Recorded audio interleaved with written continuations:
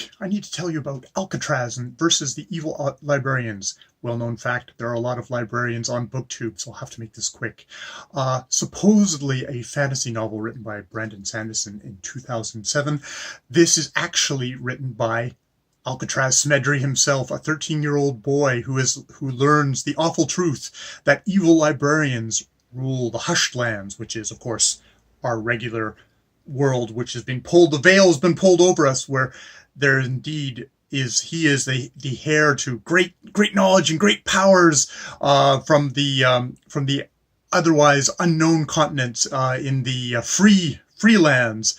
Now, Smedry, interestingly enough, just like Brandon Sanderson, the pseudonym that he cunningly co-opted for his work, uses magic, there's quite a magic system here where Smedry's powers are, dun dun dun, he breaks stuff. Touches a doorknob, it breaks off. He goes near anything, everything breaks. Everything breaks. He's a foster child who's been shipped from family to family, breaking stuff as he goes, never being able to think, shepherded along by Miss Fletcher, whose blonde hair is tied up in a tight bun, has very suspiciously kind of librarian-like glasses.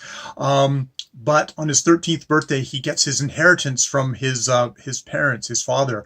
But it's a bag of sand. What the heck is that? His grandfather, Grandpa Smedry, shows up, and the adventure begins. Now, because this is written by Alcatraz Smedry, he has a lot of comments to make. Indeed, the book starts out very dramatically with him being tied to an altar of disused encyclopedias, about to be stabbed through the chest by an evil librarian.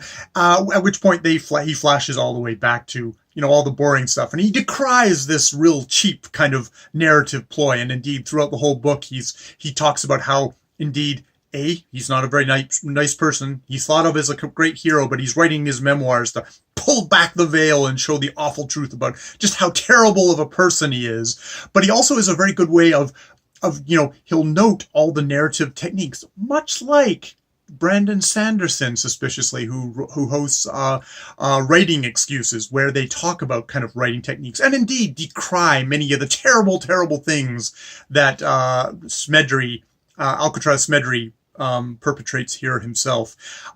Stuff like, he'll talk about the narrative passage of time, how you can say, well, someone was in prison for 14 years and then got out and was fine. And that's, 14 years has passed. But you can also have something where there's a terrible scene where it'll be like, we've been in this prison for 3 chapters, and that's a long time narratively. We've been here suffering, being trapped, and all that stuff. And it's like, he'll point out things like that. Or stuff like, why writers write? Writers write because they like to torture their readers. The truth. Yes, they make you care about characters and then do terrible things to them to make you suffer. And indeed, this book, it doesn't really make you suffer that much, because if you, like me, enjoy super silliness, rutabaga, you will enjoy this book. You won't get too emotionally tied. The stakes do get raised further at the end, and indeed, though this might push some fingers, because it has to have the most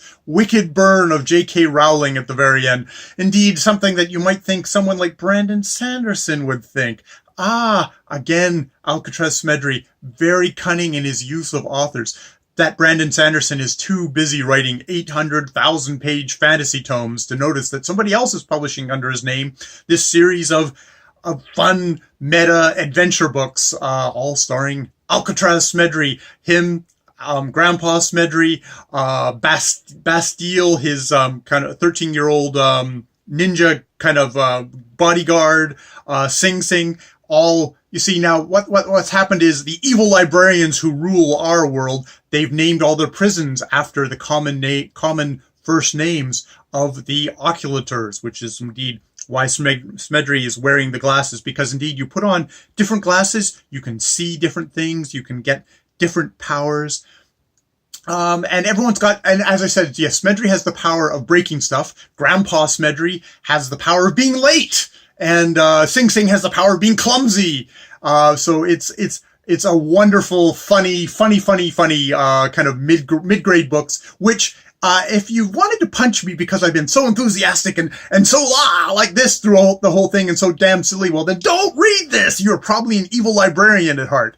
However, if you go in for goofy silliness, if you are a 13-year-old boy or girl, I would try this series out. If you, yeah. So, oh, shoot, it's the evil librarians. I better go.